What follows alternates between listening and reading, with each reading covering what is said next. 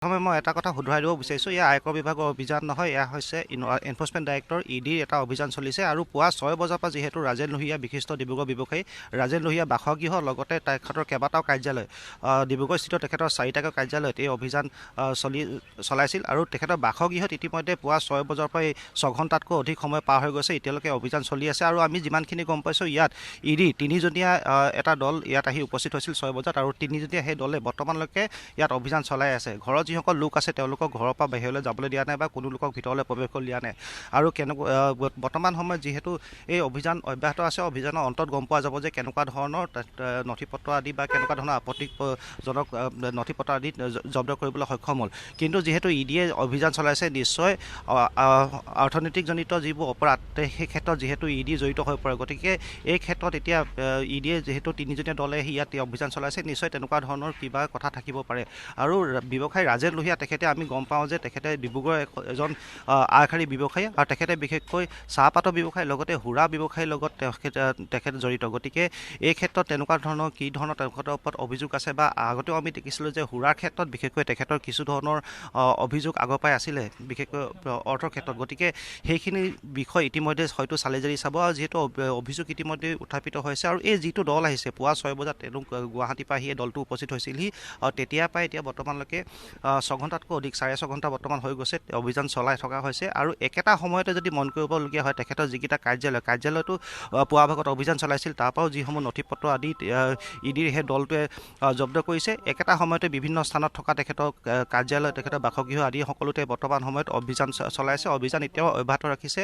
আৰু ইডিয়ে যেতিয়া অভিযান চলাইছে, গতিকে অৰ্থনীতিজনিত অপৰাধত হয়তো এই ব্যৱসায়ীজনৰ নাম সাঙুৰ খাইছে, যাৰ ফলত এনেধৰণৰ এতিয়া বৰ্তমান সময়ত অভিযান অব্যাহত ৰখা দেখা পোৱা গৈছে। আৰু পৰৱৰ্তী সময়তহে আচলতে যদি তেওঁলোকে মুখ খোলে, তেতিয়া গম পাম যে কি জব্দ কৰিলে, কেনেকুৱা ধৰণৰ ইয়াত নথি পত্ৰত পোৱা গ'ল, বা কি ধৰণকে কৰ ফাঁকি দিছিল নে অন্য কিবা আছিল সেইখিনি কথা, বা কেনেধৰণৰ টকা পইচা কেলেংকাৰী আছিল সেইখিনি কথা পিছত পৰৱৰ্তী সময়ত গম পোৱা যাব। কিন্তু বিশেষকৈ সুৰাৰ ক্ষেত্ৰত তেখেতৰ কেইবাটাও অভিযোগ আগৰ পৰাই আছিল, যিহেতু তেখেতৰ যি সুৰা বন্ধ আছে, আৰু লগতে অৰুণাচলত তেখেতৰ যথেষ্ট ইয়াৰ পৰা সুৰাই তেখেতে ছাপ্লাই দিয়ে, তেনেকুৱাখিনি কথা আছে। এইখিনি ক্ষেত্ৰত ক'ত আচলতে টকা পইচাৰ কি ধৰণৰ খেলি মেলি আছে, সেই সকলোখিনি চালি জাৰি চোৱাৰ সম্ভাৱনা আছে। গতিকে এই সময়ত এতিয়া সঠিককৈ একো ধৰণৰ কথা ক'ব নোৱাৰি, যদিও এটা কথা স্পষ্ট হৈ পৰিছে যে অৰ্থজনিত অপৰাধত হয়তো তেওঁ নামটো কিছু ক্ষেত্ৰত সাঙুৰ খাইছে, যাৰ ফলত ইডিয়ে এই ধৰণে হঠাতে আহি আজি পুৱা ভাগত তেখেতৰ বাসগৃহৰ লগতে কেইবাটাও কাৰ্যালয়ত অভিযান আৰম্ভ কৰিছে, আৰু বৰ্তমান সময়তো অভিযান চলি আছে। হয়, মই ইতিমধ্যে উল্লেখ কৰিছোঁ যে ব্যৱসায়ীগৰাকী তেখেত বাসগৃহতে আছে বৰ্তমান সময়ত, তেখেতৰ পৰিয়ালৰ আন যিসকল সদস্য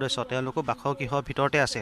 আৰু বাসগৃহৰ পৰা কোনো লোককে বাহিৰলৈ এতিয়া বৰ্তমানলৈকে যাবলৈ দিয়া নাই, আৰু কোনো লোকক ভিতৰলৈ প্ৰৱেশ কৰিবলৈ দিয়া হোৱা নাই। গতিকে এই সময়ত যদি আমি চাওঁ, আপুনি দেখিব যে ইয়াত পুলিচৰ সহায় লোৱা নাই, এই ইডি দলটোৱে ইয়াত CRPFৰ সহায় লৈছে, আৰু গেটৰ সন্মুখতে এইদৰে কেইবাগৰাকী CRP জোৱান এইদৰে ৰাখি দিছে, যাতে কোনো লোক অহা যোৱা কৰিব নোৱাৰে ভিতৰৰ পৰা বাহিৰলৈ, বা বাহিৰৰ পৰা ভিতৰলৈ অহা যোৱা কৰিব নোৱাৰে।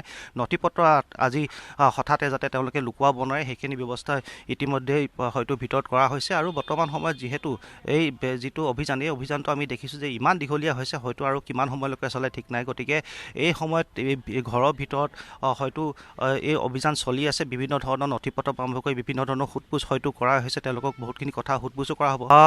ৰাজেন লোহিয়া বুলি ক'লে এইগৰাকী ব্যৱসায়ী সাধাৰণতে বিভিন্ন ধৰণৰ বিতৰ্কত আমি কেইবাবাৰো আমি তেখেতৰ নাম আমি দেখিছোঁ। বিশেষকৈ তেখেতে জিমখানা ক্লাবত যেতিয়া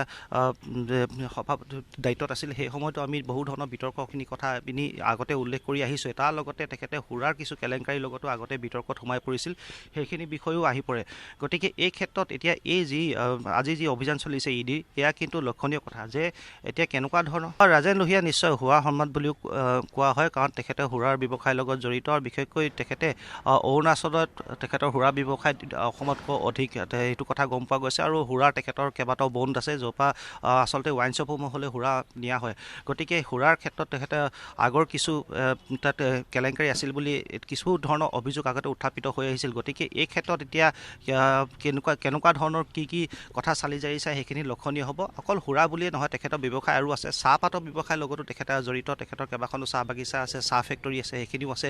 সেইখিনিও ক্ষেত্ৰতো হয়তো কিবা থাকিব পাৰে, সেইখিনিও চালি জাৰি হয়তো চাব। গতিকে এই ক্ষেত্ৰত পৰৱৰ্তী সময়তে গম পোৱা যাব যে কোনবিলাক বিষয় আচলতে চালি জাৰি চাইছে। কিন্তু এইটো কথা স্পষ্ট, তেখেতৰ সুৰা কিছু কেলেংকাৰীৰ লগত আগতে নাম সামোৰ খাইছিল, কিছু তেনেকুৱা ধৰণৰ ধৰণৰ কথা কিছুমান ওলাইছিল আৰু তাৰ পিছতে এইদৰে এতিয়া ইডিয়ে অভিযান চলাইছে বাসগৃহৰ লগতে কেইবাটাও কাৰ্যালয়ত। গতিকে কেনেকুৱা ধৰণৰ কি গম পায় চাওক, এটা কথা লক্ষণীয় পাপৰি, যিহেতু যি ধৰণে আচলতে অভিযান চলাইছে, পুৱা 6 বজাতে দলটো আহিছে, তেখেতৰ বাসগৃহত আহিছে, তেখেতৰ যিকেইটা কাৰ্যালয় আছে ডিব্ৰুগড় কাৰ্যালয় আহিছে, যি ধৰণে আচলতে এই অভিযানটো চলোৱা হৈছে, গতিকে এই ক্ষেত্ৰত নিশ্চয় কিবা এটা আছে, সেয়া সকলোৱে গম পাইছে। আৰু কি ধৰণৰ কথা সেইখিনি হয়তো পৰৱৰ্তী সময়ত গম পোৱা যাব। কিন্তু অৰ্থনীতিজনিত যি অপৰাধ, সেই ক্ষেত্ৰত কিন্তু এই ৰাজেন লোহিয়াৰ নাম ইতিমধ্যে কেইবাবাৰো আমি সাঙুৰ খোৱা দেখিছোঁ। পূৰ্বতেও সুৰাৰ ক্ষেত্ৰত তেনেকুৱা ধৰণৰ কথা ওলাই পৰিছিল, সেইখিনি কথা আহি লগতে তেখেতৰ আন যি ব্যৱসায়ী আছে, বিশেষকৈ চাহ ফেক্টৰী আছে, কেইবাখনো চাহ বাগান আছে, ৰিজৰ্ট আছে, তেনেকুৱা ধৰণৰ বহুত ব্যৱসায়ী তেখেতৰ আছে। গতিকে এই ক্ষেত্ৰত এতিয়া বহু ধৰণৰ অৰ্থনীতিজনিত অপৰাধ হয়তো তেখেতে কৰি আহিছে, যাৰ ফলত এনেকুৱা ধৰণৰ এটা অভিযান চলাইছে, অতৰ্কিত অভিযান চলাইছে।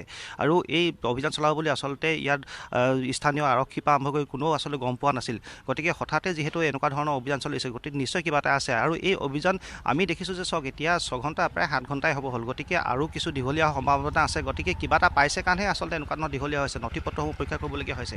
আৰু আন দিশত যদি চাওঁ, আপুনি ইতিমধ্যে কৈছে যে ভীম ৰজকৰ যিটো ৰহস্যজনক যিটো মৃত্যু হৈছিল, তাতো এইজন লোকৰ নাম জড়িত হৈছিল, ৰাজেন লোহিয়া নামটো জড়িত হৈছিল। গতিকে এনেকুৱাখিনি ক্ষেত্ৰতো সেই সময়ত বিত্তীয় কেলেংকাৰী কথাই ওলাইছিল। আপুনি যদি মন কৰে, জিমখানা ক্লাবত যিটো কেলেংকাৰী কথা ওলাইছিলে, তাতো কেইবা লাখ টকা বিত্তীয় কেলেংকাৰী কথাই ওলাইছিলে, যাৰ ফলত এজন লোকৰ প্ৰাণ যাবলগীয়া হ'ল, তেখেতে আত্মহত্যা কৰিবলগীয়া হৈছিল। গতিকে অৰ্থনীতিজনিত অপৰাধত যে এইগৰাকী ৰাজেন লোহিয়া জড়িত হৈ আছে, সেইখিনি কথা সময়ে সময়ে ওলাই পৰে। আৰু সেইখিনি কথাৰ পিছতে আমি দেখিছোঁ যে এতিয়া যি ধৰণে ইডিয়ে অভিযান চলাইছে, এই অভিযানটোৱে কিন্তু বহু কথা কৈ গৈছে। আচলতে তেওঁলোকে একো কথা মুখ নুখুলিলেও এইটো কথা লাহে লাহে অনুমান কৰিব পাৰি যে কিছু ধৰণৰ অৰ্থনৈতিকজনিত অপৰাধ তেওঁ কৰিছে, যাৰ ফলতে এনেধৰণৰ অভিযান চলিবলগীয়া হৈছে। গতিকে এই ক্ষেত্ৰত এতিয়া কিমান কঠোৰ হয় বা কেনেকুৱা ধৰণৰ স্থিতি লয়, সেইখিনি পৰৱৰ্তী সময়ত গম পোৱা যাব। কিন্তু এইটো কথা স্পষ্ট হৈছে পাপৰি যে অৰ্থনীতিজনিত অপৰাধ কিছু কৰিছে। নিশ্চয় চাওক, এটা কথা মন কৰিবলগীয়া, সুৰাৰ ক্ষেত্ৰত যি কেলেংকাৰী কথা ওলাই পৰে, সেই কেলেংকাৰী এতিয়া নহয়, সেয়া বহু সময়ত তেখেতৰ নাম সাঙুৰ খায়। আৰু অৰুণাচলত যিহেতু তেখেতে সুৰাই ছাপ্লাই দিয়ে, তেখেতৰ সুৰাৰ যি ব্যৱসায় বিশেষকৈ তেখেতে অৰুণাচলত কৰে। গতিকে এই ক্ষেত্ৰত এতিয়া তাত কেনেকুৱা ধৰণৰ কৰ ফাঁকি কৰি তেওঁলোকে ব্যৱসায় চলাই আহিছে বা কি ধৰণৰ অপৰাধজনিত কাম, অৰ্থনীতিজনিত অপৰাধ কৰি আহিছে, সেইখিনি ইতিমধ্যে চাইছে। আৰু এইটো কথা উল্লেখ কৰিব লাগিব, তেখেতৰ প্ৰায় এনেকুৱা ধৰণৰ কথা বতৰাবিলাকত নামটো সাঙুৰ খাই পৰে। এতিয়া আপুনি চাওক, আজি যি ধৰণৰ এতিয়া অভিযান চলাইছে, এই অভিযান চলোৱা আৰুতো তেনেকুৱাখিনি কথাই ইতিমধ্যে আহি পৰিছে। আৰু অকল সুৰা ব্যৱসায় বুলি ক'লে নহয়, অন্য ক্ষেত্ৰত যিবিলাক ব্যৱসায় আছে, বিশেষকৈ তেখেতৰ চাহ ফেক্টৰী আছে বা আন চাহ বাগিচা আছে বা ৰিজৰ্ট আছে, সেইবিলাকো কিন্তু যথেষ্ট সময়ত বিতৰ্কত সোমাই পৰে কেতিয়াবা। কাৰণ এইখিনি কি ধৰণে আচলতে খুলিছে বা তেনেকুৱা এখন সাম্ৰাজ্য কি ধৰণে তেখেতে চলাইছে, সেইখিনিও কথা আহি পৰে। আৰু যিটো কথা কৈছে যে এই ইডি দলটোৱে অসম আৰক্ষীৰ সহায় লোৱা নাই বা অন্য কাৰো সহায় লোৱা নাই, সেইখিনিও এটা কথা আহি পৰে। যদি অসম আৰক্ষী যদি সহায় ল'লেহেঁতেন বা আগদিনাখন যদি জনাহেঁতেন অসম আৰক্ষীক, হয়তো কথাবিলাক হয়তো লিক হ'লহেঁতেন, কথাবিলাক হয়তো গম পালেহেঁতেন, নথি পত্ৰ লুকুৱাবলৈ বা বেলেগ পন্থা ল'বলৈ সুবিধা হ'লহেঁতেন। গতিকে তেওঁলোকে অতি সংগোপনে যিহেতু নিশ্চয়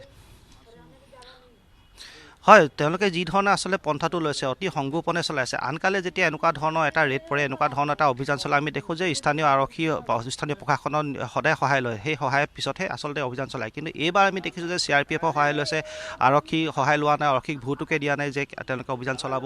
আৰু অভিযান চলাইছে কেতিয়া, পুৱা 6 বজাত পোহৰ হোৱাৰ পিছতে আচলতে দলটো আহিছে, চলাইছে। গতিকে এই ক্ষেত্ৰত তেওঁলোকে এতিয়া কিবা এটা নিশ্চয় পাইছে আৰু অতৰ্কিতে এই ধৰণৰ অভিযান চলাইছে। আৰু ইতিমধ্যে মই উল্লেখ কৰিছোঁ যে কেইবাটাও অৰ্থনীতিজনিত অপৰাধত তেখেতৰ নাম উল্লেখ কৰা হয়, তেখেতৰ তেনেকুৱা ধৰণৰ অভিযোগবোৰ উঠি আছে। সেই অভিযোগৰ পিছতে এতিয়া ইডি কঠোৰ হৈছে, ইডিয়ে এইদৰে এতিয়া অভিযান চলাইছে। এখন যিহেতু ব্যৱসায় তেখেতে কৰে বাৰু ঠিক আছে, কিন্তু এখন সাম্ৰাজ্য তেখেতে গঢ়ি তুলিছিল, তেখেতক সুৰা সম্ৰাট বুলি কোৱা হয়। অৰুণাচলত বিশেষকৈ গোটেই সুৰা যি ছাপ্লাই হয় বা অৰুণাচলত যিখিনি সুৰা ব্যৱসায় হয়, সেইখিনি প্ৰায় ৰাজেন লোহিয়া নামে তাত থাকে। আৰু আন যি ব্যৱসায়, হঠাতে আমি দেখিছিলোঁ যে এখন ৰিজৰ্ট খুলিছিলে মনোহাৰী, এখন ৰিজৰ্ট খোলা হৈছিলে বা অন্য তেনেকুৱা ধৰণৰ ব্যৱসায়বিলাকো হঠাৎ যি ধৰণে গঢ়ি তুলিছে। এই ক্ষেত্ৰত এতিয়া এই টকা পইচাবিলাক ক'ৰ পৰা কেনেকৈ আহিছিল বা এই ক্ষেত্ৰত কৰ ফাঁকি হৈছিল নেকি বা ক'ৰ পৰা কেনেকৈ কি এইখিনি কৰা হৈছিল, সেইখিনি বিষয় ইতিমধ্যে চালিজাৰি চোৱা হ'ব। আৰু নথি পত্ৰবিলাক হয়তো থাকেই, সেইখিনি এইটো চালিজাৰি চাবই। আৰু যিহেতু তেখেতৰ কেইবাটাও কাৰ্যালয় আছে, আমি 4টামান কাৰ্যালয়ৰ কথা ক'বলৈ বিচাৰিছোঁ। এটা কলুদত কাৰ্যালয় আছে, এটা মোহনবাৰীত কাৰ্যালয় আছে, তাৰ মাজতে বজাৰৰ ভিতৰত 2টা কাৰ্যালয় আছে। এই কাৰ্যালয়সমূহতো অতৰ্কিতে একেধৰণে একেটা সময়তে অভিযান চলায়। তাৰপৰা যিসমূহ নথি পত্ৰ ইতিমধ্যে সেই নথি পত্ৰসমূহ জব্দ কৰি লৈ গৈছে। গতিকে সেইখিনিতো বহুতখিনি তথ্য থাকিব পাৰে বা বহুতখিনি কথা তাৰপৰাও ওলাব পাৰে।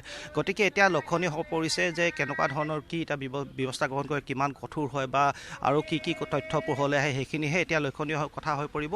কিন্তু এটা কথা স্পষ্ট হৈ পৰিছে, যি ধৰণে এই অভিযান চলাইছে চিনেমা ষ্টাইলত, আচলতে ইয়াৰ পৰা এটা কথা ক'ব পাৰি যে অৰ্থনীতি জড়িত অপৰাধৰ যিবিলাক কথা ওলাই পৰে সেইখিনি হয়তো সঁচাও হ'ব পাৰে। সেইখিনি কথা এতিয়া লাহে লাহে স্পষ্ট হৈ পৰিছে। গতিকে এতিয়া তেখেতক যিহেতু সুৰা সম্ৰাট বুলিও কোৱা হয় বা তেখেতৰ আন ব্যৱসায়ীও আছে, এই ক্ষেত্ৰত এতিয়া কি ধৰণৰ আমি দেখিছোঁ যে যি ধৰণে এতিয়া অভিযান চলিছে, অভিযানৰ পিছতে এতিয়া বহুখিনি কথা স্পষ্ট হৈ পৰিব।